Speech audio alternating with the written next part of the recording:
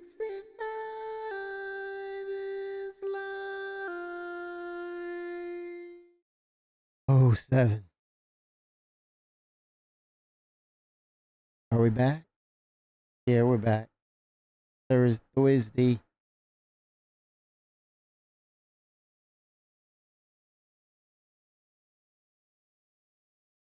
Hi, everybody. Welcome. I'm Jared, and I'm the host of Star Citizen Live, a show that we used to do every week and have only done like 4 times this year because a bunch of the people who I work with changed the very nature of our project. For the better. It's been a good year. If you've never seen Star Citizen Live before, and so lucky if you haven't. It's where we take about an hour out of the end of our week, and I invite CIG developers onto the show, and we talk about various work things. Usually they come back. Sometimes they don't. Sometimes it's like, Oh, 7, I Jared, sent what it. the heck did you get me into? And I'm like, well, it's not easy. But on today's show, it's going to be one of those. It's going to be one of those shows where we get deep and. Nope, that's not where I wanted to go with that. We're gonna go heavy into one of the most attractive and exciting topics of all: economy, loot, mission rewards, inventory systems. No, it's going to be a good one. So joining us on the show this week, we have members from several different CIG teams who all come together to work on these various systems. So we'll go around and introduce them. This is one of those Zoom calls, so everybody's at their desk because we didn't have enough chairs. So we're going to start with who? Let's go to Zoom and see who's on the screen. Who do we start with? Jacob! Congratulations, you won Hello. Zoom lottery. Who are you Amazing. and what do you do? Yeah, hi. I'm Jacob. I'm a senior gameplay programmer, and I'm here this time because I have been programming a lot of these stuff for loot and harvestables, which is what all of these wonderful designers will be talking about for the rest of the show. Yeah. Okay. Randomizer here. Declan, who are you and what do you do for Star Citizen? Hello. Yeah, my name's Deck, system designer. I work on crafting, which we'll talk a little bit about, and inventory reworks, which is very exciting. Immediately next to you, Luke, who are you and what do you do? Hi, I'm Luke, and I am here to talk to you about Luke loot. Presley. Loot. The musical instrument, you mean? He's been there for a minute. I'm going to play the loot. Presley. Wouldn't it be the weirdest thing we've ever Beat done him in on a bit. SEO? Andre, who are you and what do you do for Star Citizen? Hi, I am Andrei. I'm the economy designer. And what does an economy designer do? We take care of almost everything that has to do with shops, value of items, rewards. Yeah, so almost everything. And you're the reason everybody's unhappy. Oh. And across from you, Nick, who are you and what do you do? I am Nick. I'm also an economy designer and also involved in everything, but not the reason that any of you are unhappy. Okay. So if we have Andre, why do we need you? Oh. We have 4 economy people. We have 3 economy designers and an incredible technical person who I'm not even sure what his job title is because he knows so much stuff. So Andre is lead and oversees everything. I mostly focus on missions and rewards and item prices and events and working with the mission team and the world famous Elliot Maltby. And Connor is commodities and trade routes and new systems and all the free trading and all that kind of stuff. He's the pretty face of economy. Connor is, yeah. Connor is. No, you. Come on, Luke. Come on. And you mentioned Elliot Maltby. It's a shame that he couldn't be here on the show with us this week. Yeah, it is. It's a real shame. But the terrible accident meant that... accident completely his own fault and brought upon himself. Into right. Let me sleep. Oh, no. I've got people messing with my desk and I'm in the middle of an SEL. Hi. Should I introduce myself? I'm Elliot Maltby, the lead mission designer. And I spend all my time on Twitch chat. Yeah, spend all my time on Twitch chat or making you all shoot each other, according to Reddit. I saw a post that said you were one of the masterminds of the entire persistent universe the other day because They you don't know me listen too to well. Imagine Dragons. Yeah, like I was just playing Schedule 1, chilling. All right. So on today's show, we're going to go through a couple different topics. This is going to be a bit of a different show than normal. We are going to have a section at the end for questions from our community. But today, I want to go through basically the 4 key pillars of how items and stuff are acquired in the verse. To start, we're going to start with economy or money, things you can buy with money. So, Andre and Nick, obviously as age economy designers, we're going to start with you here. How do you decide what goes into a shop and where? Well, as I mentioned, shops are part of our job. So first of all, we want to make sure that everything in the every game loop, every career in the game is accessible. So every activity I want it to be accessible. So if you want to trade, for example, you're always going to find the FPS trading tool, or you're going to find sorry, I'm a bit nervous, obviously. You're always going to find if you want to trade, you're always going to find a tractor beam. You're going to find a ship that has a cargo grid. If you want to mine, you're going to find an attachment for that multi-tool. You're going to find a prospector. More than that, we try to keep everything tied to narrative. So you're going to find burritos in Stanton, and you're going to find rats on a stick in Pyro. And sometimes we just have fun with it. For example, Connor suggested that every farm in Pyro should have shotguns. He's from Texas, by the way. Okay, and I think I sent a thread to Nick the other day about how because Hurston was so salvage focused and everything, maybe Hurston should have salvage items in their stores and whatnot. There's a lot of thought that goes into positioning where something goes, not just how much it costs. Yeah. Exactly. Yeah, and I mean that's actually the kind of thing that the narrative team they would have a lot to talk about in this SCL as well. The narrative team has all of the history of the verse to date, and also all the stuff coming, and so they have a pretty good idea of the context of each location. So when it comes to what goes in what shops where, it's about bringing life to the stories that we already have by letting players, like Andre said, access to the game loops that are appropriate in each of those contexts, but without stopping people from playing things. So enabling game loops that fit the narrative. And Andre, you said making things accessible from the start, but at some point you go beyond the start. You're in mid game, you get to end game, stuff like this. Is everything supposed to be available in the store? Where do you draw the line for that's not something that should be available in the store? That's something that should go to one of the other ways that you attain things. It's very hard to say that there's a clear line. This is where a bit of the art comes in, and at some point you say, okay, this is an exclusive item, or this is something that you should only get into the end game, or maybe a lot of things, not even a maybe, that's going to be a certainty. A lot of things you're not going to be able to just buy from a shop.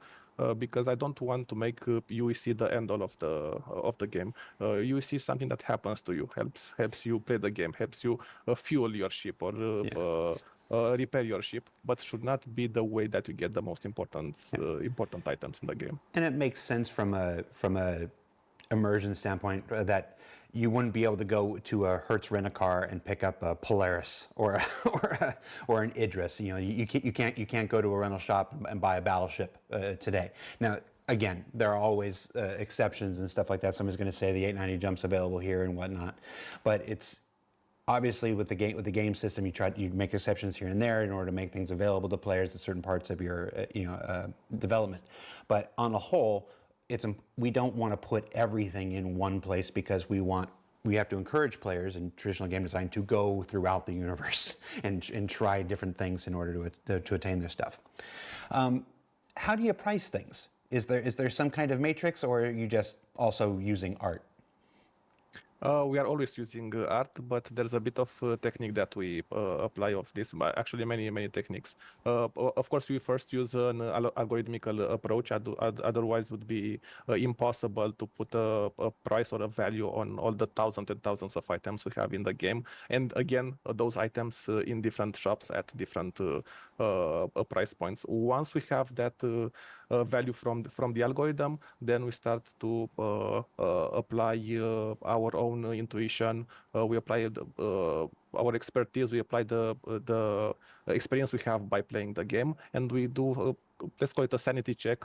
If we think that the algorithm is giving us the right value or not, and then we adjust the price or we adjust the algorithm depending on the on the situation. Nick used a lot of this algorithm, actually more than myself, because with FPS you have a lot of different items. You have guns and you have armors, and maybe he can tell us a bit about how he used the algorithm and Yeah. So it's it's like you say, the number of items and the number of shops and the number of locations, and then just even thinking about the future of the game when that's obviously going to be even broader. You can't price everything individually, and it wouldn't be sensible to price everything individually. And in fact, everything is connected. All the prices of everything are connected. I don't think that's going to come to us as a surprise to anyone. But I mean, if you think of something like ammo, for example, you take assault rifle ammo, well, that's going to be priced relative to the stopping power or possibly the desirability of the assault rifle itself, which has its own price. And then that's related to, say, the price of pistols or the price of railguns. And the price of railguns is an interesting one. The decision to make railguns that and missile launchers so you can't buy them in shops is a deliberate decision to encourage not just NPC shop trading, but it's really, really important to us to have vibrant player trading, and we don't currently have the full systems to support that, but you guys are really resourceful and you're going to make it happen, and we want to encourage that. So yeah, railguns are not available in shops, but they're absolutely available around the verse, and they have a value, and everyone knows that value. And then you've Sometimes got armor. me and Nick will talk about, we'll look at the black market. Absolutely. The org that I'm in, we do gun running and we sell. And not that I've infiltrated, but we use those data points that like we do in our org and how we do gun running to also influence, because obviously we put our worth on it based on the effort that we put up front for you to get it, but then you put your own worth on it for you guys to get profit, and we take that sort of stuff into account as well. It's super important. I mean, if you take something like the Antium armor set, for example, like that has a value. It fits in with the algorithm. It makes sense. But the Antium armor set has a completely separate value to the people in the game because of its rarity, because of its availability and content. And that's why it's all related to it. So certain items are only available through content. Certain items are only available. There's a whole content waterfall of items coming from the dollar store all the way through into the game, and there's an appropriate level of when those things are introduced to various parts of the content in the game, and et cetera, and it's all related. And then on the other side of that is mission rewards and sandbox gameplay, and this is where EVR comes in, so that we can balance the risk and the reward of those kinds of things. And essentially both of those come together in the middle. And like I say, in the future we want you to have a better view into how all of these things are related to each other. That's future work with UI and backend data, so you can make meaningful choices about how you want to spend your money on the particular resources or crafting or whatever it is in the future. Even though it's quite simplistic right now, that's not where we want it to end. Okay. And we need the player economy. Do you ever intentionally price something high or weird to make it rare in the verse? Yeah, we did the Xenofret helmet, the Commander Xenofret helmet. We rocketed that up, and I'm pretty sure we put like 69,420 in it as well because we thought it'd be funny. Absolutely. Yeah, for sure. there are perks of working at CIG. If you come to me and tell me I want that to go a bit up or down, you know what? I'm going to be a friend. Okay. Folks paying attention right now know that there's an exploit. I think it allows you to duplicate things like Janelite and sell it for a whole bunch of stuff. Folks are working on that. We're not going to talk about the fix for that and the adjustments for that right now. That's not being done by any of us. But I did want to ask, I mean, the timing on this. We've had the show scheduled for about a month and a half, and then this happens. How frustrating? How frustrating is it to you personally when things like this happen? Well, you can only imagine how frustrated it is to have your work affected by a bug that nobody could foresee. And you're right, we are very grateful to our many colleagues that are working to fix those bugs. Okay. And last question before we move into loot and stuff. Sorry, I took this one from Reddit here. Does Star Citizen even have an economy? Wow, that's a multi-layered question. It's such a short and simple question, but yeah, there are many layers. It's not the comprehensive economy we'd like to have in the future, but I think we are step by step getting there. I can give you the big picture how we laid the foundation for. So, for example, we started in 2024 by doing a full balance of as many systems and items as you could. So probably you saw different prices for ships, for FPS items, for armors, for components, for fuel, for the rewards for the missions, change commodities, trade routes, and many more that I cannot even remember from the top of my head. This year we are focusing on big data, we are focusing on tools, we are focusing on the back-end work that needs to be done, and those things that needs to be built before we get to that. And now here insert your adjective, dynamic, live, responsive, all those things that we want to put into the economy that we all dream to have, and the economy that I joined the company to build. But we need to do that background work first, and you're not going to see those results in the game for some time. Only after that we can focus on UI and systems that are going to system that is going to expose all that work to you, the player. So until then, we are doing stuff like you could see still this year, but trade routes being adjusted. You're going to see commodities changing price according to narrative and according to the events that we put in the game. We are going to offer more ways for you to extract value from all the content that we introduce to the game. So yes, you're going to always see changes. We have an economy, but step by step we are going to go to that economy that we all dream to have in the future. I hope that answers the question. Yeah, no, I appreciate not just that you answered the question, but that you allowed me to ask such a pointed question. And yes, I think you acquitted yourself very well. Thank you so much for your answer. Let's move into things you find out in the universe. Luke, talking loot here. What are the rules? How do we decide what goes into loot and where? Okay. Well, I think anyone who plays games enough kind of knows what to expect from loot, and we're not going to reinvent the wheel there. But for a long time, loot was owned by individual content designers, so it got a little bit inconsistent. And an initiative at the start of this year, I've taken it over as a systems designer to try and get things back to consistent again. And hopefully you'll notice that in it was a line, was it Mine to Align and the most recent Stormbreaker locations. Align to Mine. How could you forget? Well, we called it Orbageddon, right? Like That's an internal name. You're not supposed to share internal names for this stuff. We have some really terrible internal names for things. Yep. Hex Penetrator. Yeah, like less said about that, the better. Okay, so basically we just take a few things like into account category of the item, rarity and size, because they all have to fit in a box. So we have 4 main categories, which are weapons and ammo, armor, medical, and then miscellaneous. And those ones are distinguished visually by different boxes. Miscellaneous can then be broken down into more specifics like food, mining, repair, so that if the level designers have like a cafeteria or a garage, they can place things that make more sense in there. And then we have 5 rarities: common, uncommon, rare, epic, and legendary. You'll find the first 4 of those in loot boxes. We have 3 different rarities of loot boxes: common, uncommon, rare. Epic we don't have a box for that, but it appears in all those boxes in a very small amount, with you know, more likelihood of getting rare if you are looking at a rare box. We don't have those distinguished visually yet, but that is the plan. We will be getting new models for those, so you'll be able to just glance at a box and see that, oh, that's a rare box. It'll be a lot shinier than the common one, I assume. And then we also have size of the item.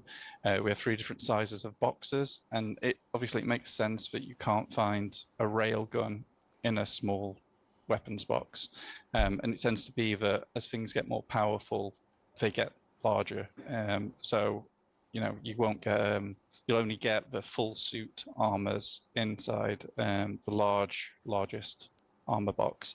So it's kind of turned out that as far as gameplay goes, a large box, the size of a box, is actually, I think, more important than the rarity of a box, because what is rare? Like, it's kind of like a tint on an item or something like that. And then we have like legendary items, and those don't appear in loot boxes. Those are saved for the location. So in Horbageddon, in Align to Mine, or whatever it's called, we had the camo rifle, Vault Rifle. Don't shake your head. And we had the camo hunter outfit, hunter armor. And then in Stormageddon, we had Stormbreaker. We had the bright yellow radiation suit. And like, those will never be found anywhere else. They'll be found in those locations. Whereas all the other stuff that's kind of like, it's kind of unique to those locations, it's only unique right now. As they get older, they'll kind of spill out into other locations as well. And how we decide where they go, so those individual boxes or the loot, we draw a map of the location, and then we decide how difficult it is to get into all those rooms, and then assign them a loot value, and that determines whether they can have like uncommon or common loot inside them. And we are, maybe good to mention, we are also making it like an active effort to go back through some of our old locations and update them sort of to snuff. Obviously there's no date on when that is or when that's going to finish, but it's something we are trying to do to make sure we be consistent. Like, and that will be done using the new kind of extension to the system that Jacob's currently working on, which makes it easier for us just generally to set up loot, to place loot, but also to define locations. So you'll start seeing like differences between Stanton and Pyro through loot. Yeah, so a lot of what Luke has said is things that we're already doing. We're trying to make each location have its own themed loot in some way, but it currently takes quite a lot of manual intervention to make that happen. A lot of inefficiencies in the workflow. So I've been working on some extensions to the system to improve our tools around that and make it easier for designers to set up things in such a way that it can scale to all of our different locations, all our different systems, and grow for the future as well. Yeah, when I first started on this, I remember you saying this system was made to place rocks and trees. And yeah, one pretty part amazing of the system was made to place rocks and trees, and now it's grown, and it's even placing Atlas geosuits, I think, in certain places. You didn't say I couldn't, Jacob. If you don't tell me I can't do something, I'm gonna do it. All right. Yeah. God, that might be the truest words ever spoken in SEO. I'm a designer. My goal is to get stuff done by any means necessarily, and if it means I'm using something called a harvestable to place down an atlas, I'm gonna goddamn do it. Yeah. No, I understand that. I respect that. But then I still what you said at the time. Yeah. So I got it. Okay. What I do is I will try to adapt to the changing needs that the designers have as we're making new content, and what might not have been supported at one particular time, will be supported later. So yeah, we keep growing our technology as the needs of our content and gameplay grow as well. Yeah, that's actually where I want to take this. I want to ask you now. So obviously we're now using we've now taken the harvestable system and adapted it to better place loot and stuff. There are technical limitations that we just got done talking about. Luke, at the beginning of this, you mentioned that there was an organizational limitation before this year where all the individual content designers were responsible for doing this, and there wasn't any kind of global overarching theme or process to this. With the growing technical aspects of the harvestable system, or whatever we're going to end up renaming it now that when we start using it for other things, and with this new organizational change, Luke, for trying to build a new kind of philosophy over everything, with the efforts Elliot mentioned to go back and revisit old places. Folks in chat are mentioning certain pyro locations that were built with the old mentality and stuff, and going back and revisiting those like this. What is the future of this look like? We're not giving any dates or anything. Where do we go from here? Does it just keep doing what we're doing, or are there more things we want to push for? I can say some very far future stuff, but we hope to have consistently themed loot throughout the whole location, and that would encompass the stuff that the people you find there are wearing, what they'll be having in their backpacks, or any other clothing items they have, the stuff that you'll find around the location, and it'll end up being themed towards what that location is for or related to. So if you find a mining outpost, there'll be more mining related stuff. It's all about just being able to fine-tune the experience to be what you would expect to find there in the verse. And we have various initiatives on the go that are building us piece by piece towards that. And because everybody gets a question that it's gonna be a little harder to answer. Andre, still sorry for the economy one. I'm not really. You did great. It's all right. One of the things that separates us from other MMOs is that one of the many things anyway is we physicalize everything. All of this loot has to be physicalized. You can't we don't have a system where you can just throw something into somebody's bag and it's there and they wear it and it's there. It's all got to take up space. It's all got to be physically manipulatable and stuff. Does this? I'm pretty sure I know the answer, but I'm going to ask. Does this make your job easier or harder? Fuck ton harder. Very hard. That's your second bomb this this call. You got to be careful there. I'm so sorry. But yes, it makes it a lot harder for sure. There's like different layers to the physicalization as well. So just saying it takes up space. That means even within an inventory, we are measuring the dimensions of the item and the volume that it will take up, so that you can't fit a super long thing in a really small box, even if its volume would technically fit. So that gives more work for me to do in terms of the maths internally.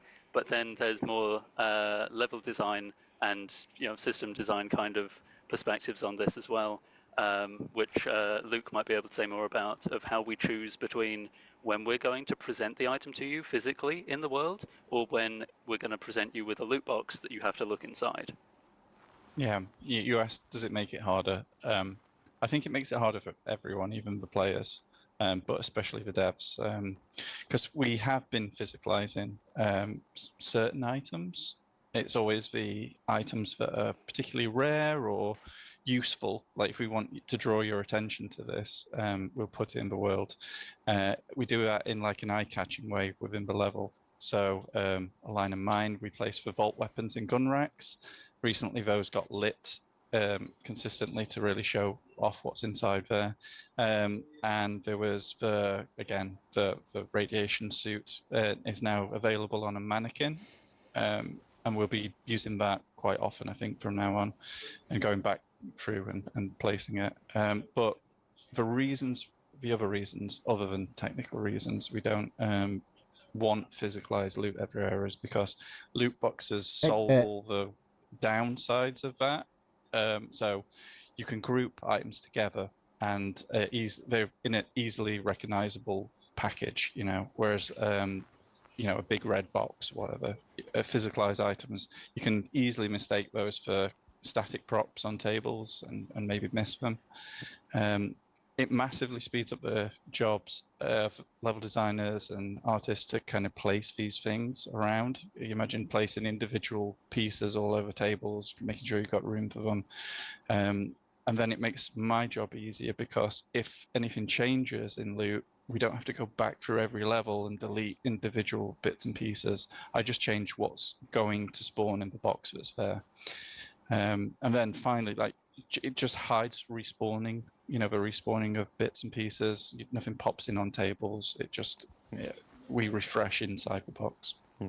It's a difficult thing to balance, because you're going to have, as Luke says, it does make our life harder, and it can make sometimes, as Luke said, the player's life harder, but it can also make the experience better.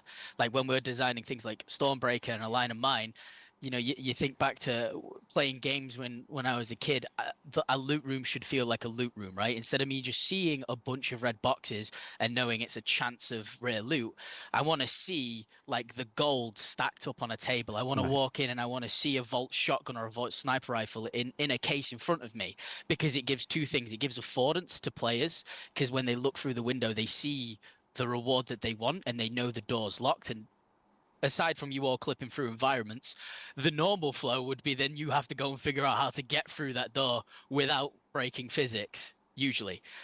So it's kind of a sort of a toss-up between the two. So what we try to do is we try to choose what we think could be something that we'd want the player to latch onto visually and think, I want to achieve that, I want to get that. And that's why, in some places we have the Vault weaponry visible so people can sort of see it and get into it, and we have a few armor mannequins that are the same. I can see it, I want it, how do I get to it? And physicalizing affords us the opportunity to make a more immersive universe. It's going to become a big part of when player housing and stuff comes online, and being able to decorate your homes and your habs and your hangars and stuff with the things that you've collected and stuff like this. It makes the job harder, but the rewards down the line are still everything that we're shooting for and stuff. So it's like anything else, like a lot of things else with Star Citizen. We didn't take the easy path, we take the harder path, but when it works and when we can do it right, it is much more rewarding. Dial it back. We need to. Let's move to rewards for specific efforts and basically mission rewards and stuff. Elliot, the first question actually comes from somebody who just got banned in chat. Mulix the Real asked, Elliot seems incredibly immature. Is he right to be a lead designer for important missions? He doesn't even have situational awareness right now. So I guess that wasn't a question. Too judgmental. But I can answer it anyway. Are we sure that was from chat, not just from you? Genuinely, it could have been from anyone in this office. Too judgmental. My personal philosophy is games are meant to be fun. You got to have fun to make fun. So I might seem a little childish, but that's because I'm having fun at what I do, and it just enables me to do a better job. God help us if making video games for people's enjoyment should not also be enjoyable to do. God help us. To the real questions here. This year has seen a major explosion in mission rewards. Was this a technical limitation that we overcame, a philosophy change in development, or was something else at play? There was a few things that kind of came into this. We needed freight elevators. That was the big thing, because it's either we do a bunch of temporary throwaway work to get your rewards, or we wait and we do it properly the first time. And the big thing for this was we needed the freight elevator system, and then we got the freight elevator system, and then the next big thing was server meshing.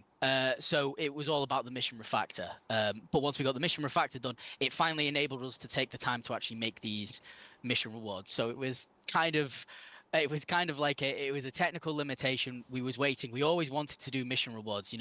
Way back when the mission feature team was still around, it was always something we talked about. Is we want to try get away from just giving people UEC, because UEC can just help you buy things, but you want to kind of see some other stuff. You want to have a gun. You don't always have to use your UEC. Sort of like a pushing forward and an initiative to get that. Earn it. But also because we knew we was going to do a year of content, what we wanted to try and do as well was have a way of incentivizing that content, not just in the aspect of, hey, it's cool, I want to play it, but hey, it's cool, and while I'm playing it, I can gather things for Wicklow that later benefit me, or I'm doing it, I found it, I picked it up, and then later on I found that Wicklow wants it. So that's where mission rewards come from. It's not going to stay with just Wicklow. We're going to keep pushing it out. We already have with both Foxwell and Headhunters. Sorry, there's a lot of missions. They give out script, obviously, and they give it directly to your home location. You know, that's something we'll see for other missions going forward. Are there ever any considerations for how weighty or meaningful the reward should be? Like, should a mission reward inherently have more value than something you find in a box or buy in a store? Yeah, we Depends on the it's a complexity of balancing act, mission. right?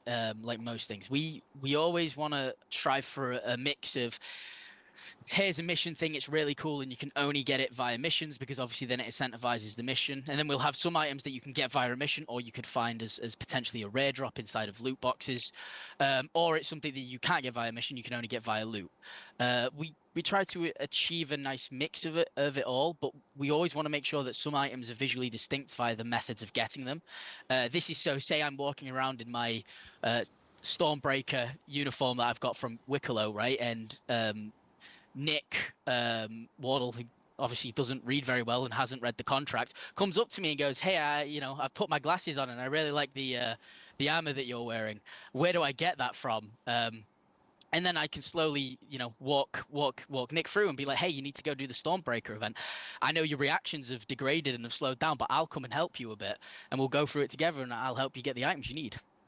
Honestly, and it's something to do with experience and, the wisdom of years as opposed to youth and impetuousness. Got a fucking few years there, ain't you, mate? That's your third one. So, Oh, damn. Elliot is absolutely right. And I think it's important to discuss what we mean by value, because something can have value to someone and it's nothing to do with UEC. So the mission rewards have value to people, not because they're worth UEC. Sorry, I was just thinking about how much better looking you are than Elliot. So Listen, I know it. That's the main reason I'm salty. The other thing which is crazy is, I'm 6'2", which means I'm 3 foot taller than Elliot, which is crazy. Oh, damn. Go over there and stand next What to is him this? right now, No. Nick. Go stand next to him right now. I swear to God, I'll break your knee. Oh, See it. wow. Oh, wow. Kneeling. Yeah. I was kneeling. It was a joke. You weren't kneeling that much. Goblin confirmed live. Yikes. Let's go. Listen, What's Goblin the Gathering first isn't named one after today? me. What are they doing, I man? thought it was named after the Magic the Gathering card, but then I found out what it was named after, and that's a good story. Wicklow has been a major new avenue for mission and event rewards this year. Where'd that come from, and how'd that come about? So previously, as I mentioned, we knew we wanted to do a content year, and we wanted to make some really cool things for players, but we also wanted to make sure that we gave them more reasons than this is just new content to go and engage with it. We wanted to give specific rewards that are tied to content, or tied to multiple pieces of content. That means that players, if they want these rewards, they kind of have to engage with a bunch of different ways of gameplay. It's also nice because it might show players into gameplay that they're not really used to playing. I watched a really cool podcast with people when we first released Siege of Orison, and they were saying how they was only ever ship combat flyers. They'd never done FPS in Star Citizen, and then when we did Siege of Orison, they was like, well, let's check it out. And now they do a mix because they'd engaged with content for a purpose that was different to just this is what I normally enjoy, and it encouraged them to check content out and play it more and more. So we kind of use it like that, because obviously not everyone's going to want to play the Goblin Gathering hauling missions, because they're not really interested in hauling, but they might have a reward that they want to achieve, and by that they might go, I might try this out because I could just do thousands of these to hit this, but this one is more dangerous, so it's going to give me more points towards my overall goal, so I'm going to sort of engage with it like that. As for where Wicklow came from, we're a space game. We should have aliens, and ones that actually are sentient and talk to you, even if it is broken English. So when we was thinking about it, we was like, we want some sort of figure that's collecting oddities, and it is very mysterious. And the original plan was that you wasn't going to find out that it was a Banu. We was going to have a broken sort of camera, and it was going to take you time until you discovered who they was. But then we was like, we were hiding one of the coolest things. So we was like, let's get him in there. Let's put some comms in there eventually, and have him speaking to you, and maybe even talking pure in Banu, so the people who understand Banu can understand it, and the people who don't can have some subtitles to read, because yeah, it's another language. I don't understand it. I barely understand my language. I'm going to have a migraine by the end of this with everybody using the internal names for things. Wait, what did I say? You said Goblin Gathering like 4 times. Oh, right. Well, that's because... It's all right. No. In my new role, I don't really care. Let's just be real. Should we give the Stormbreaker name? We've already done it. We've given like the last 4 names. You just haven't been paying attention. I don't think I said Apex Ageddon. No. That's somebody else. Somebody else said Orbageddon, whatever. It's just you. What was I going to ask? I thought. What? I thought what you said did you weren't think? going to do another live one, Jared, with Elliot because of all the. I thought we. No, that was Lath. we That was Lath. Just. Never mind. Love you, Lath. But never again. Okay. So what are the limitations of this system? So we know it's not precisely how we'd wanted it, and there are some peculiarities with elevators and the Wicklow favors and the RNG, which is getting addressed in 4.2.1. Walk me through what's happening now and how we're making Wicklow better in the future. I'll break that down into 3 little bits, because you mentioned a bunch. Mm-hmm. Freight elevators obviously have their issues. You know, we're not blind to it. We know about it. It is an incredibly complex system, because it touches so much kinds of things. You know, it's got the whole thing that Jacob was on about before with the volumes and the fitting. You know, you can have so much stuff on that, and they're all different dimensions. Like, it's a lot of stuff to figure out. So they're actively working on it every single patch to try and make it as good of an experience as can be. But we're working on stuff as well for the Wicklow experience to make it better. So one of the big things that I know is going to help a hell of a lot is what we call like nested item turn-ins. So essentially, if you had a 1 SCU box and you put everything in that 1 SCU box, so like I put in my 50 favors, and I put in like 20 medals, and I put on 10 Copion Tooth and 3 pearls, I should then just be able to put that box on the freight elevator and send it down, and it accepts it, and it kind of completes it like that. Now, we don't currently have that. There's a bug. Like, it should work, but there's a bug that's stopping it from being worked, and it's something we're actively looking to fix, and that'll improve the experience, because instead of like I say, we're not blind to it. I have to stand on that freight elevator as well and manually drop each item for a stack of 50.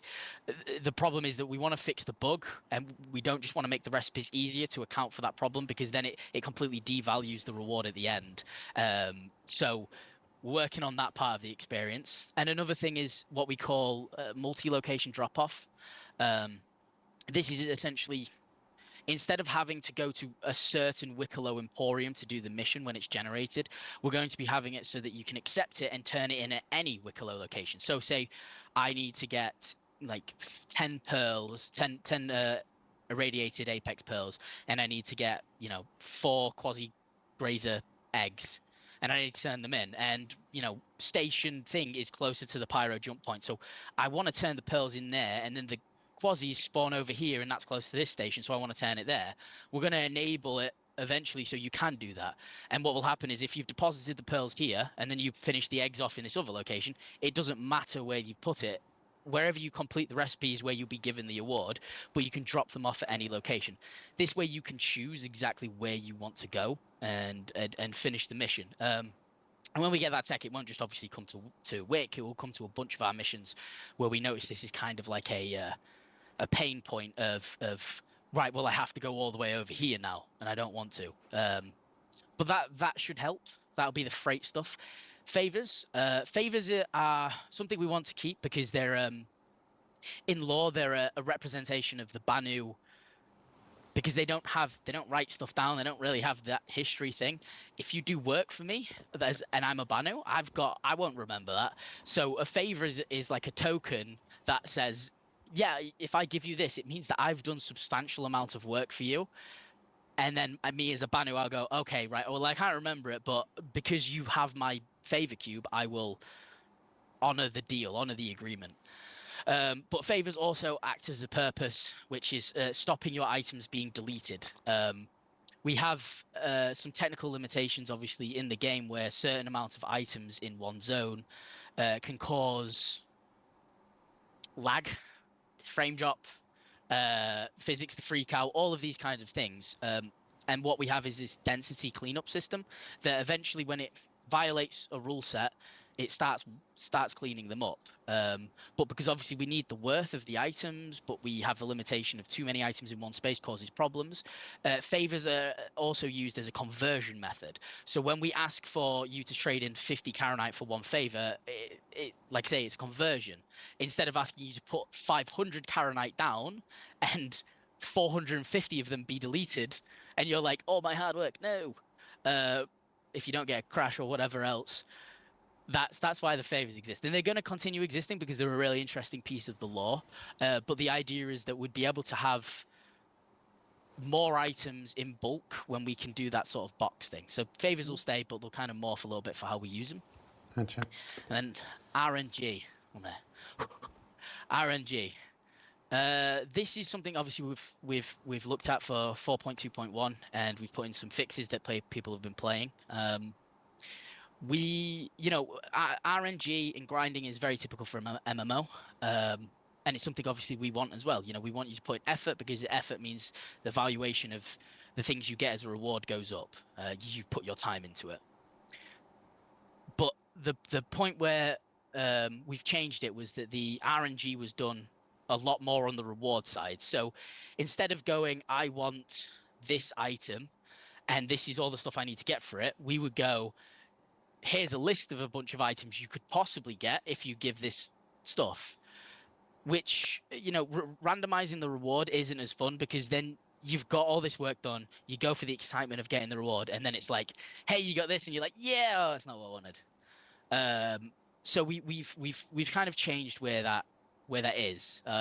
So what we want to do is have you choose the reward you want, and then on the getting of the items is where we have the RNG, and it's something that me, Torsten Lehman on Systems Design, and the economy team, Andre and Nick, have been working on, which is defining what that is. And we've basically split it into like 3 distinct categories. You have your core content items. These are items that you are guaranteed to kind of get while playing a piece of content. So an example of core content items would be Karanite, right? You get Karanite from doing the Align and Mine flow, codename Armageddon. Then you have your content items. These are items that are not core to the experience, but you can find, you can get. So an example of these would be the Ace Interceptor helmets.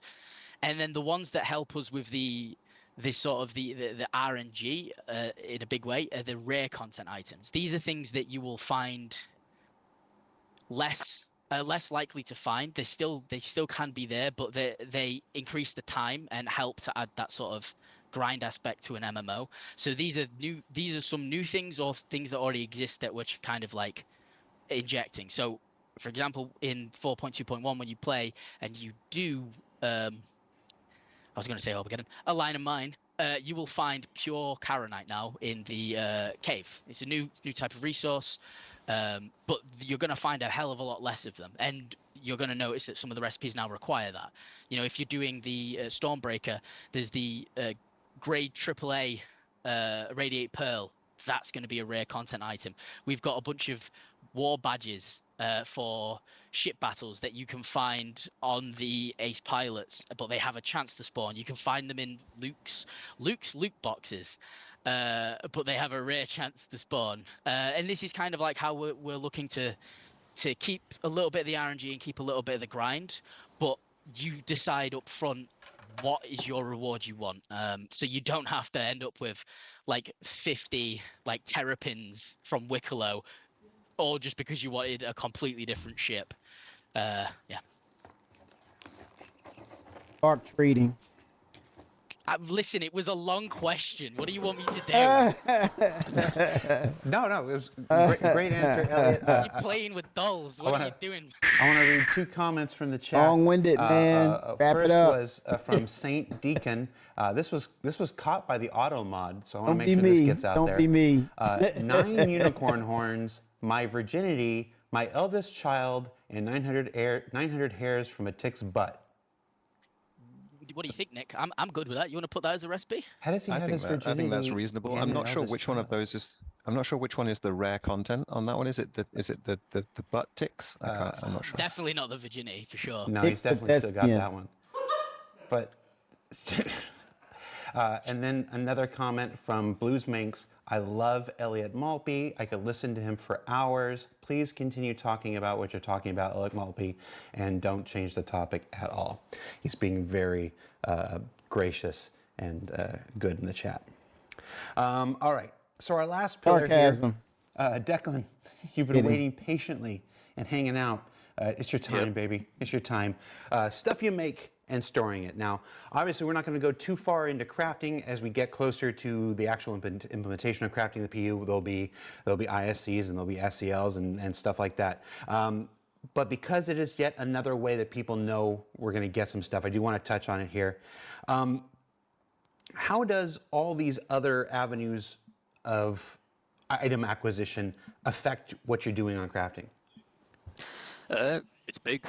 With crafting, God knows how many things we're going to inject as rewards. There's thousands of blueprints, hundreds of materials.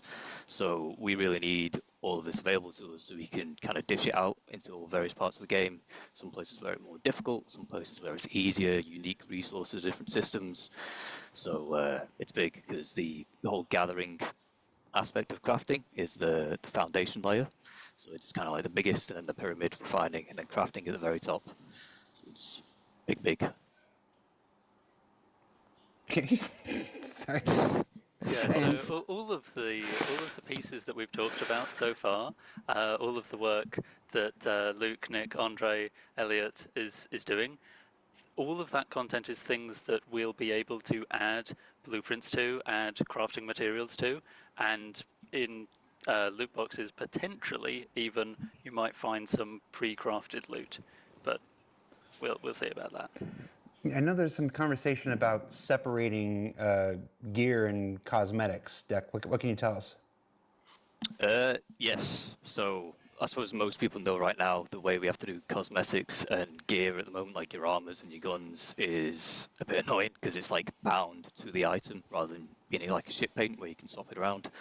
So we are working to separate out the cosmetics from the gear, and you take it to a crafting terminal and be like, I want my gun to be whatever skin I have available for it. And it won't be a physicalized item either. The paint won't be physicalized. Ships eventually transitioning to not be physicalized either, the paint aspect of them. Yeah, so that'll be a nice improvement. Yeah, and something we'll hear more about, obviously, when we get closer to Org uniforms, yes. because crafting is, Colors. still in ways in the future and whatnot. All of this stuff, and this is really the reason I've invited you here, in case I don't know if you know this or not. All this stuff, all this way of getting stuff, all this way of acquiring stuff. I got to ask you about the inventory system. Yeah. Help, Okay. Declan. Well, help. there is Like a stuff done in stack right, stuff. It's I got to just help. What can you tell us? we Come can on, help. Nick, fix it. Well, I'm personally not fixing it. However, the talented folks in Montreal are working on a rework at the moment. So I Very will nice. share some concept UI of what's being worked on, and we can talk through it. Hang on. I don't use Zoom much, so here we go. So we're looking at some concept UI here. Obviously, you can see there's a visual facelift. Very nice. But kind of the most interesting aspect to me isn't super obvious straight away, and that What are y'all thinking about this? I almost cursed. I am digging this because it lays everything out. It tells you, it shows you. I have to get myself acclimated to the two sides, right? I can figure that out. But Yeah, it's a lot. It is a lot of noise, Coffee. It's a lot of noise there. But the premise of how they are itemizing them, right? It looks like something is selected. So if we say the Demeco Ultraviolet LMG, he highlighted it. You can see it highlighted over here. And is that the item itself? Did he focus on that? I don't know. But it's also showing this is what's on his person, because you see the perfect, you can't see, you probably don't see it on stream, but there's perforated lines that says, they love that crotch, man. Judgy loves crotch. But it's pointing to the armor, right? It's pointing to the items itself. Like this is ammo, I believe, right? It's pointing there. I guess the backpack, glasses, he's wearing it. The helmet is that. There's a coat somewhere. I don't know what the hell that means, or what that is. That's confusing. Are these indicating these are craftable or have more items in them? I don't know. I really don't. Yeah, and it's like it's sub tiers, I guess. It's just, we'll have to get acclimated. But okay, so here we go. The inventory name for the inventory overall, and then the personnel, and it's all. That's on the person, or they have on that person or locally. Is this local? I'm not sure, but yeah, it needs some simplification. The sorting and searching, for sure.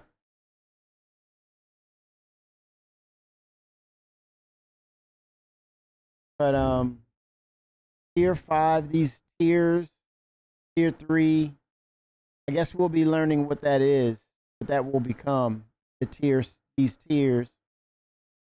Integrity, there's your crafting. There's crafting in this. Look, the integrity is 75%, durability is 55%. There's crafting, yeah. There's crafting on the back end. There's incorporating crafting, it looks like. These little symbols. Guess we're gonna be figuring it out.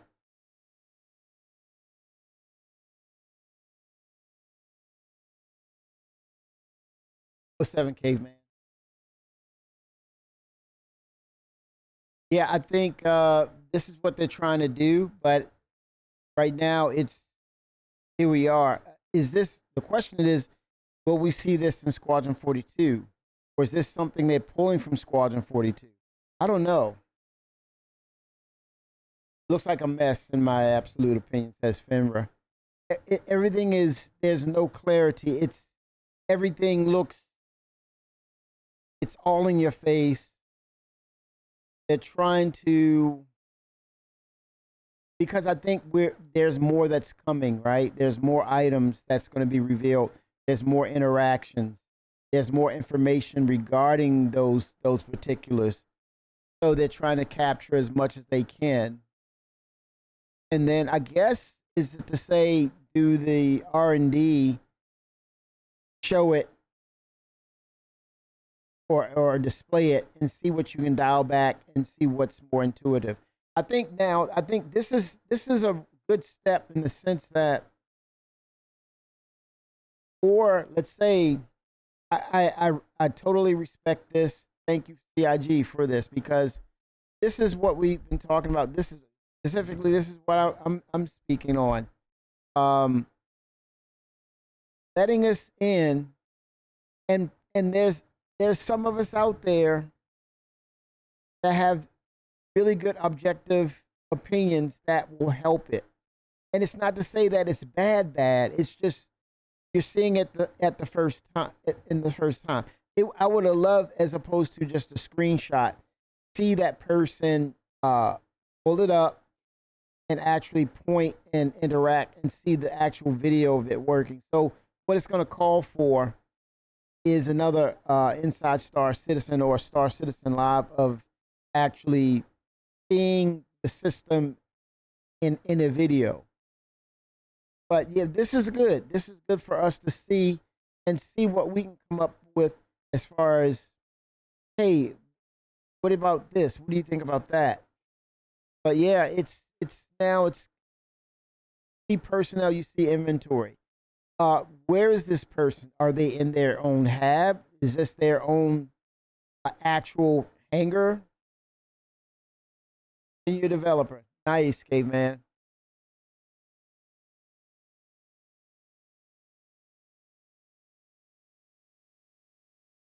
If you say it's a UI team, they still have not completed the new map system that they put in. This is from the Montreal team, and we've seen Montreal, which was at one point turbulent. I think they're before they proceed further. I think this was staged to say, hey, what's your feedback? What do you think of it? But I think this requires for us to see more aspects of the actual video, how you bring it up, going through the tutorial for it of sorts. But I like the fact that they opened up and showed this. Is that you will be able to access other inventories that are nearby to you within proximity. So okay, if we start drawing, we imagine we've got our storage box over here, and then we kill the guy. Yeah, thank you. We kill the guy. Here he is. He's on the floor. Okay. So he would be accessible as one of the tabs up here, and then the inventory box would be over here. Same on the other side. And so when you press I to access the inventory, you can then access the dead bodies inventory, access your storage box. You can start moving stuff around without having to directly go up to the body. Oh, did you hear that, chat? Proximity. But then you have a loot box as well. Now, where's that loot box? Is it on your ship? Is it nearby? Is it somewhere locally? I don't know. But he's saying you go into a loot box situation. I wonder how does it transport to those loot boxes that are elsewhere? Interesting. The box, press F. So it's much quicker to kind of get in there and start looting. We'll just get rid of all this. If we focus in on one of the panels, you can see it's called Personal All.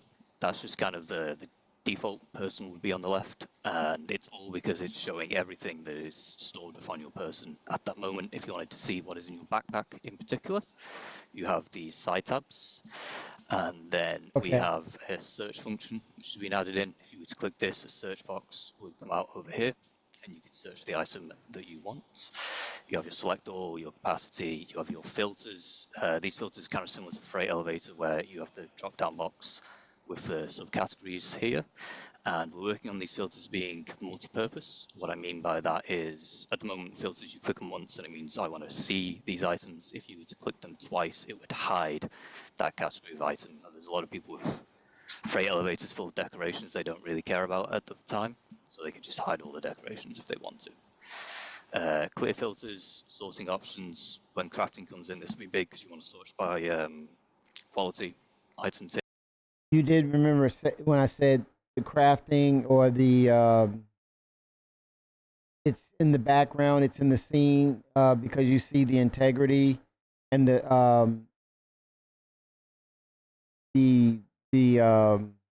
quality levels of these items. So it's coming. That's a great thing. I think this is all aesthetics, but it's great to know that the foundational, the engine aspects are being worked on. All this can be, switched around and visually changed, but that's awesome that they're letting us know they're incorporating crafting as as they just talking about the inventory, that the crafting is embedded in this process as well. There's no, and he's understating it a little bit, but that is a big deal.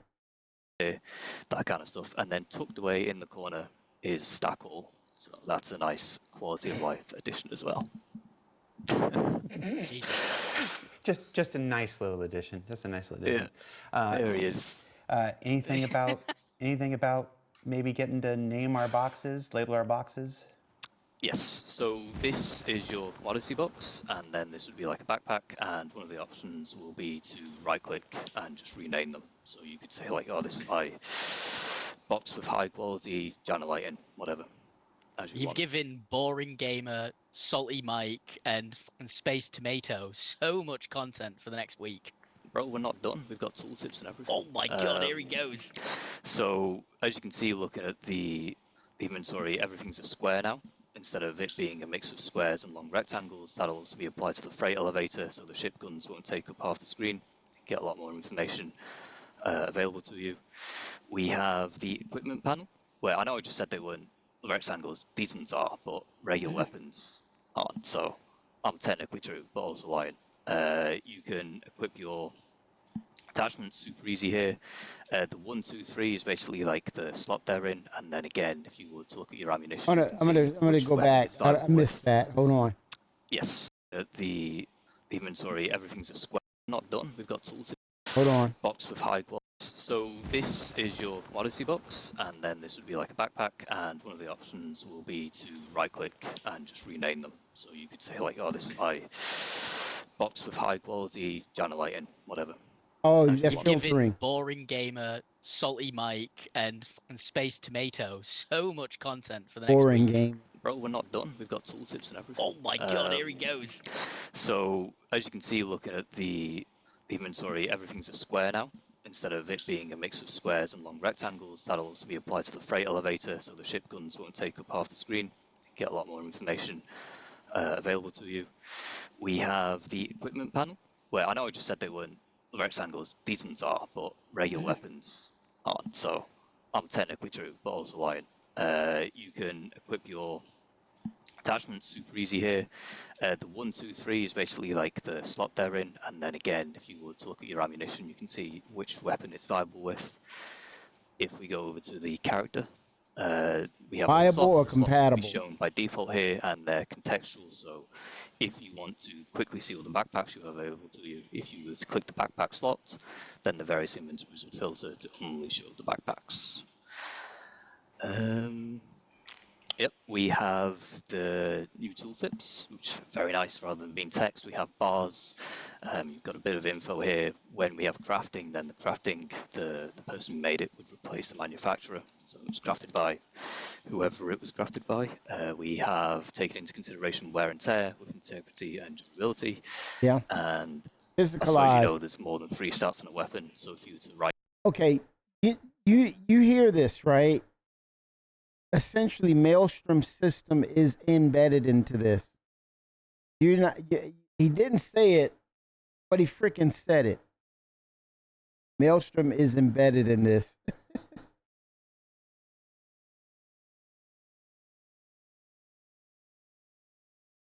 Yeah, we're just tracking what's being developed, and we all know. I've been back in since 2013, but quite a bit of us already know that when Chris first started bringing the game online, essentially it was just a concept, but also they did not have the development of planetary tech and traveling to systems. And so it literally, and this is new to me, that it literally changed the scope of everything. Along with the up to 65 million, there was these lofty backer goals that we, the community, started pledging millions upon of these goals for them to achieve. I mean, super lofty. While all at the same time, they had to show proof of them developing a game. But at the same time, they had a revolving door of developers they had a lot of issues of code just being thrown into the system in order to get it functional, to show and give proof that, hey, we have a game that's being developed. So when you look at how they actually came together from concept to actually putting together an actual team, it took them multiple years just to kind of devise and get a definition of this is the development team, and now we're starting to develop.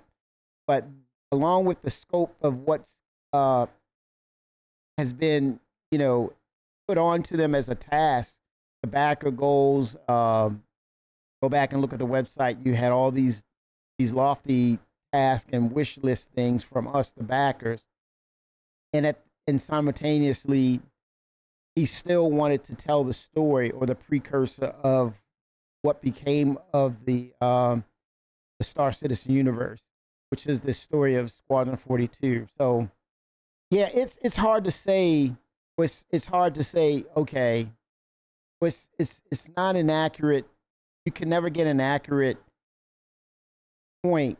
You'll have to dig, but you can. But it's still a gray area of where the actual development started in regards to where do we get a complete game? Where do we get a feeling of this feels completed? And again, one of the devs there came up with the tech of no cut screens actually traveling from your location to moons, planets, them being actual location, as opposed to what they had in early concept was a cut screen. It changed everything exponentially, meaning it made the task that much longer. So yeah, I think, and then I was on that bandwagon too about, it's been 2012, they should have had a game by now. And then the realization, what woke me up was the fact that when they talked about other games, other established games, that it took them 15, 20 years. And I'm sitting there like, no way. Are you kidding me?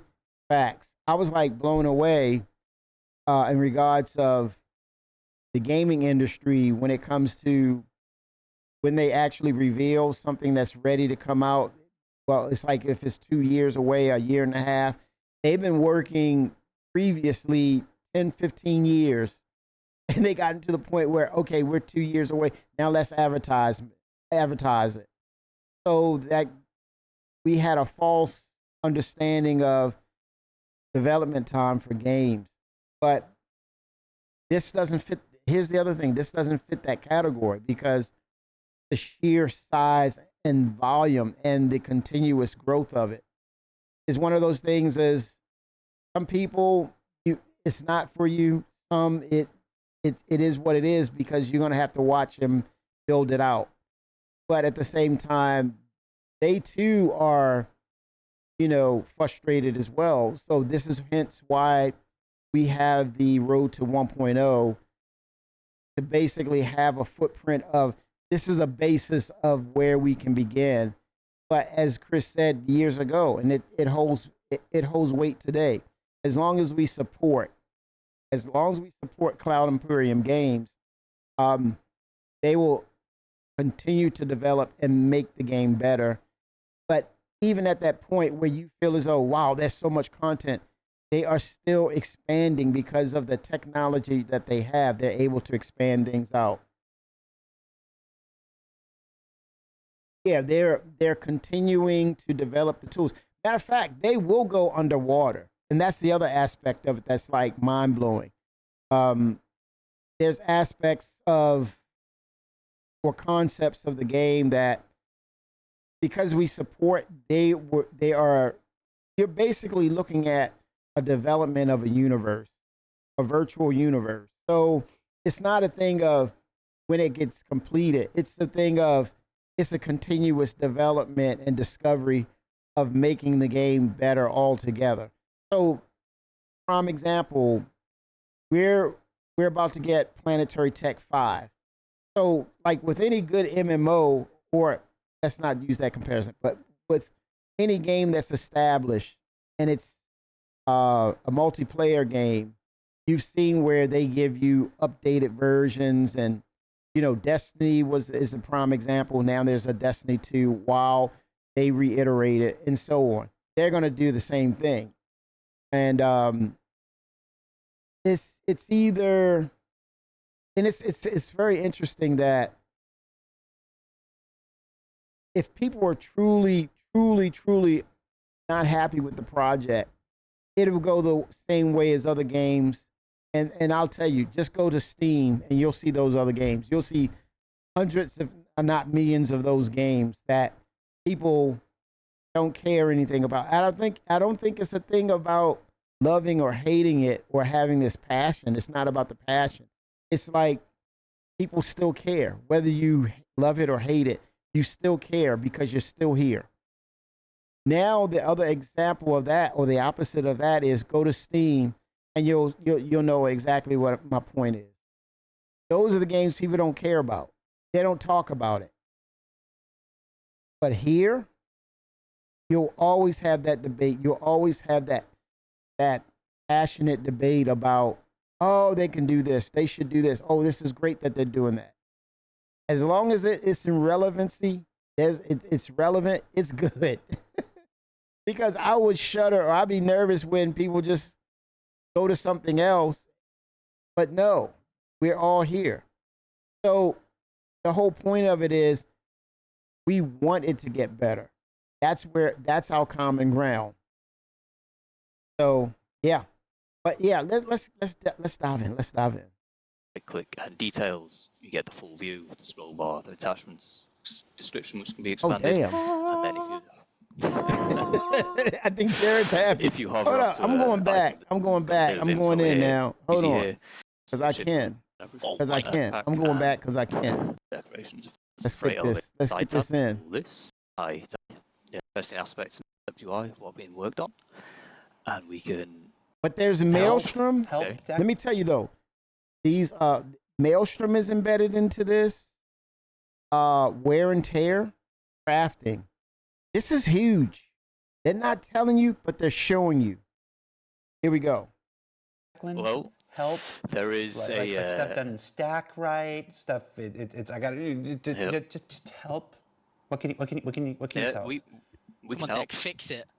Well, I'm personally not fixing it. However, the talented folks in Montreal are working on a rework at the moment, so I will share some concept UI what being worked on. Damn, do you see those thumbs up? 542 thumbs up. Hang on. I don't use Zoom much, so here we go.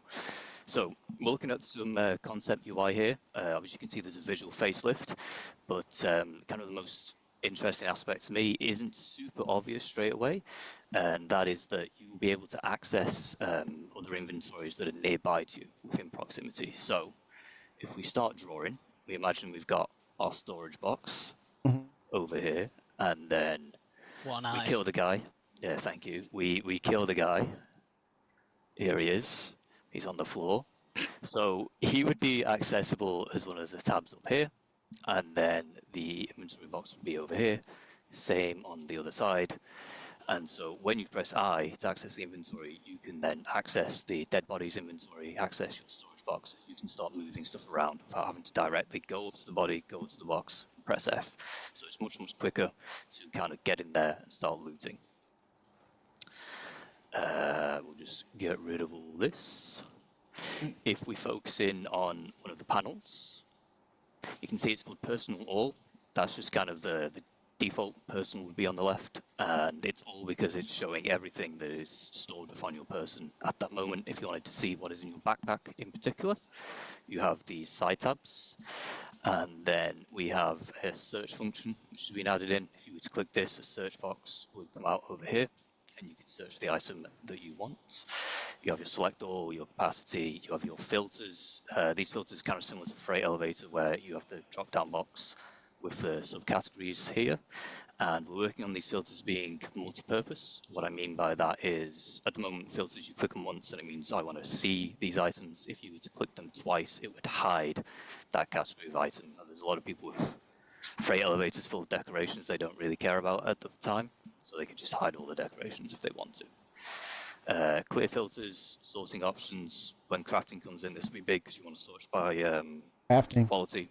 items here, that kind of stuff. And then tucked away in the corner is Stack All. So that's a nice quality of life addition as well. Just a nice little addition. Just a nice little addition. There he is.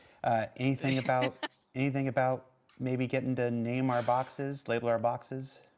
Yes, so this is your commodity box, and then this would be like a backpack, and one of the options will be to right click and just rename them. So you could say like, oh, this is my box with high quality Jana lighting, whatever. You've given Boring Gamer, Salty Mike, and Space Tomato so much content for the next week. Bro, we're not done. We've got Name dropping. Oh my god, here he goes. So as you can see, looking at the inventory, everything's a square now. Instead of it being a mix of squares and long rectangles, that'll also be applied to the freight elevator, so the ship guns won't take up half the screen. Get a lot more information available to you. We have the equipment panel, where I know I just said they weren't rectangles. These ones are, but regular weapons aren't. So I'm technically true, but also lying. You can equip your attachments super easy here. The 1, 2, 3 is basically like the slot they're in, and then again, if you were to look at your ammunition, you can see which weapon it's viable with. If we go over to the character, we have all the slots. The slots would be shown by default here, and they're contextual. So if you want to quickly see all the backpacks you have available to you, if you were to click the backpack slot, then the various inventories would filter to only show the backpacks. Yep, we have the new tooltips, which are very nice. Rather than being text, we have bars. You've got a bit of info here. When we have crafting, then the crafting, the person who made it would replace the manufacturer. So it was crafted by whoever it was crafted by. We have taken into consideration wear and tear with integrity and durability. And I suppose you know there's more than 3 stats on a weapon. So if you were to right click and details, you get the full view with the scroll bar, the attachments, description which can be expanded, and then if you hover onto an item of the same type, you'll see the comparison stats as well. You can make the icons bigger or smaller. If you if you've got bad eyes, you can make them a bit bigger. Elliot, don't make a joke about Nick. The thumbnails as well, obviously there's a problem where sometimes they don't load, or sometimes they appear as holograms. That's been worked on as well. We'll get that fixed. I think that's it. It's probably not everything. There's a lot of stuff that's going on. No, yeah, it's not everything. We haven't talked about the imprinting and the stuff with Item Recovery V2 and stuff like that. But again, we just wanted to share a bit about at least the concept for the upcoming inventory revamp for folks in the chats that are saying 2026, 2027. Possibly. I'm not gonna BS you here. It's not in active development right now. It's just in the concept phase and being spec'd out, and the work is being figured out, and then it will be scheduled and stuff like this. So I can't speak. None of us can speak about when it will be developed or be delivered rather. But, you know, also that goes across over to Chris for a review, so it has to pass his QA too. It has to pass his eye test. So, this is with the intention that they'll have crafting, they'll have reputation embedded in it. Meaning, if you are the one who crafted that particular item, your name will be there, right? Also, the wear and tear, and it's because they're saying it's physicalized. That tells me also they intend to have the Maelstrom system a part of that whole equation as well. There's a lot of things that they showed us they didn't have to really tell us, but if you go back and you look at the tape and you realize, wait a minute, wear and tear, crafting, lifespan wear and tear of a physicalized item, Maelstrom, right? So, and then it tells who crafted it. Now you have embedded in that also reputation, and you're able to trade those commodities based on the level of quality of what was crafted by individuals, which will in turn they will be able to develop a reputation system. So because they're putting it all out there and it's in a concept stage, it speaks all it is saying is there's transparency. You're seeing the transparency right there.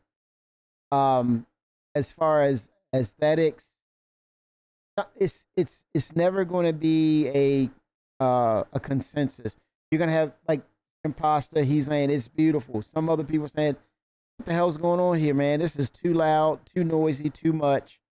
You're always gonna have that consensus, but it's gonna get reviewed by Chris as like, "Hey, tweak this, tweak that. I want to see this visual.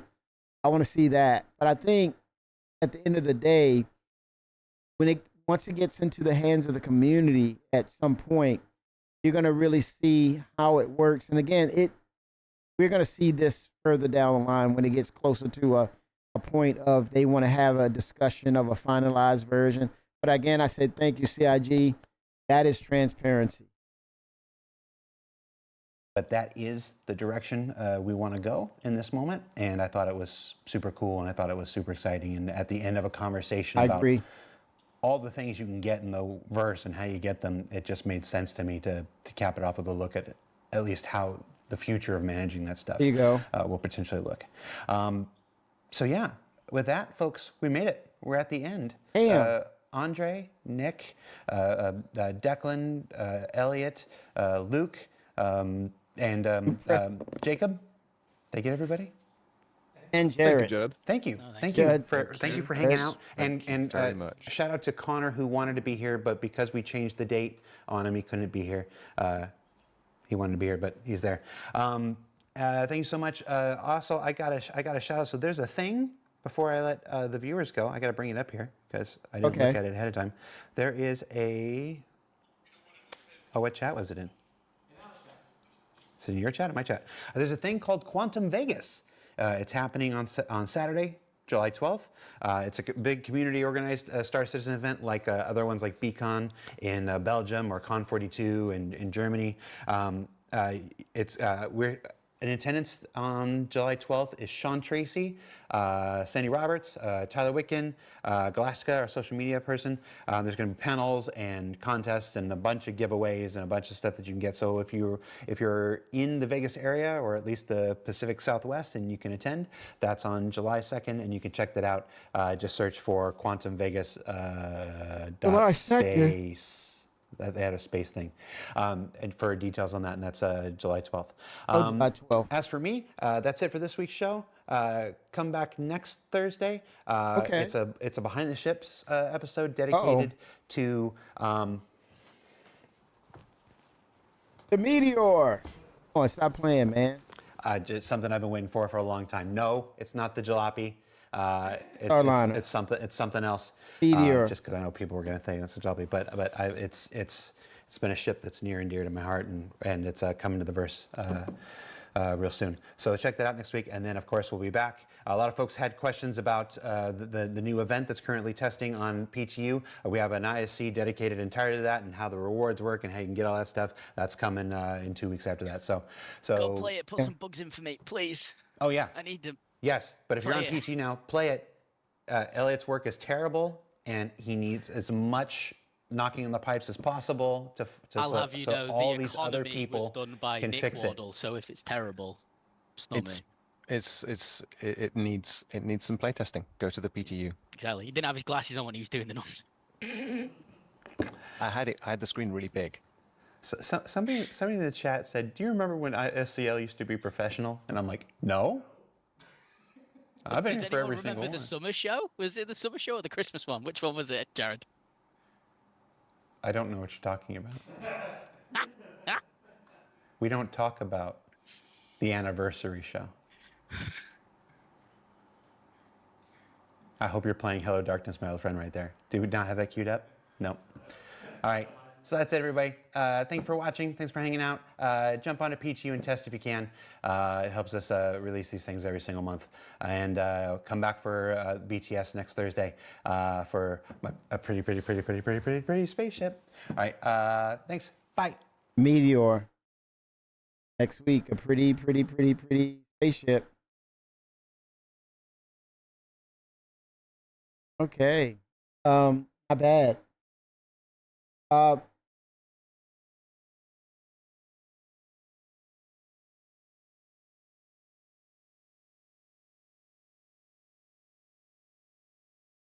There's another was released.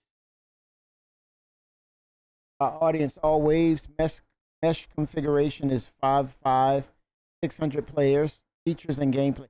They increased the numbers. You notice that, right? We're up to 600 now. I think the sweet spot will be 1,000 per server or more. And so if it replicates, let's say 1,000, maybe 2 or more in regards to thousands, if we get dynamic server meshing. I wonder about that. Re-enable PvP quantum interdictions. Okay, that's going to happen. Further improvements to help stop Ace Pilot corpses despawning during missions. Further escort mission narration polish for AI. Various adjustments to Apex Valakar awareness. Aggressiveness and combat potential with more range and damage. Weapons and items. The Vault Pistol audio polish. Core tech. Updated loading screens. The bug fixes are potential fix 4.21. Locations executive hangar, actor damage. Comp boards, the executive hangar's death zone remains active after all comp boards are inserted. There's a potential fix, Hathor, Lazarus, locations, tractor beam mission. The battery in the battery storage buildings cannot be removed by using a tractor beam. Potential fix, weapons. VFX weapons attachments, all colored tracer laser pointers leave a trail of effects instead of a laser. Potential fix, vault weapon, inventory weapons. Narrative, in-game name of the vault parallax and vault quartz are changed to GCD Army Rifle SMG. Potential fix, armor UI, personal hangar inventory items equipped and or attached on the actor can't be dragged to be held by the actor's hands as its port will be missing. Potential fix, resource gathering, weapons, mission, content. Harcourt rewards incorrect liveries and weapon armor variants. Fix 1 server crash. Interesting.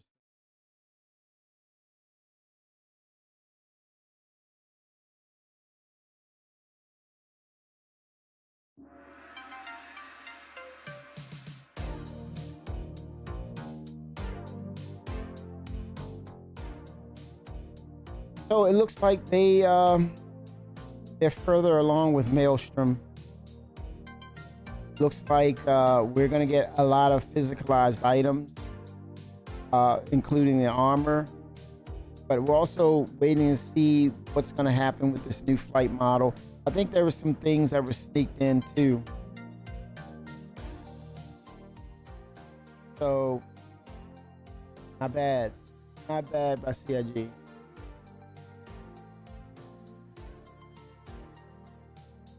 Let's see. Yep. Yeah, there's an update to the game. Updating now to live. Updating to live. The hot fix. So.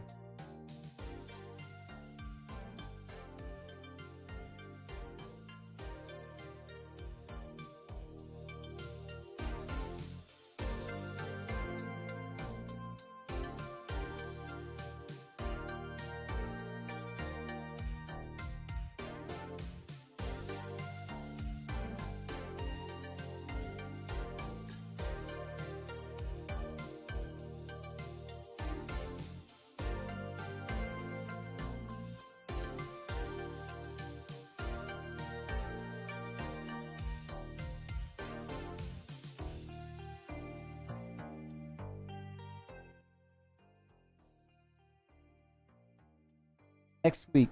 Yeah, I think they're going to be talking about the Meteor, RSI Meteor.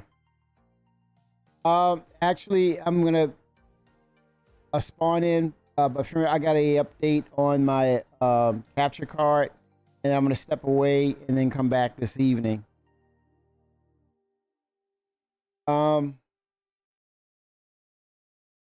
Making sure it's working right.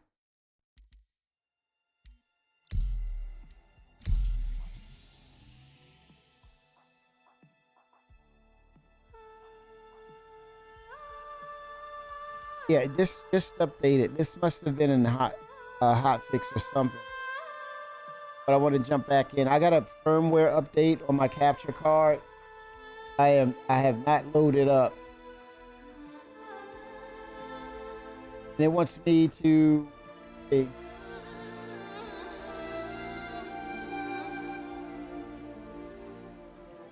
Okay, it says I'm up to date.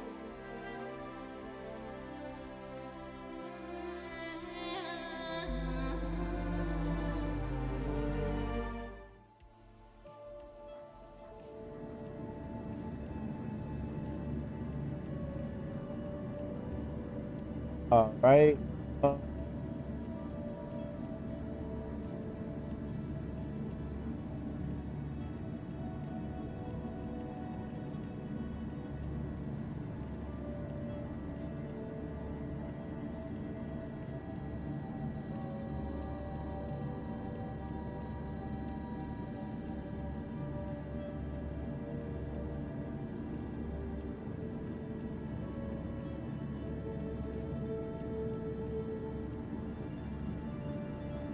Yeah, I have a firmware update.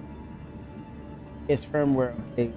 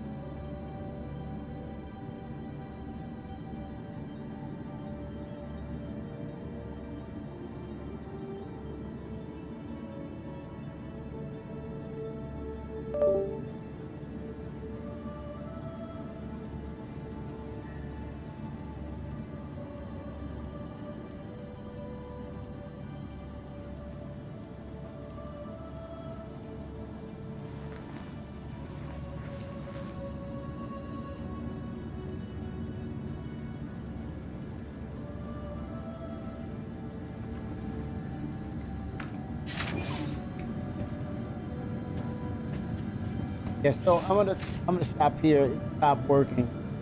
I gotta stop the stream and update. Right? I'm getting 200 frames.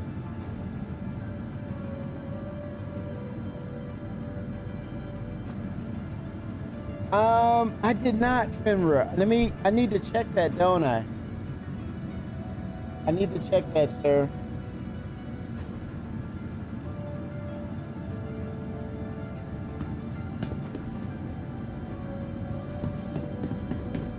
Yeah, the frame rates are increased.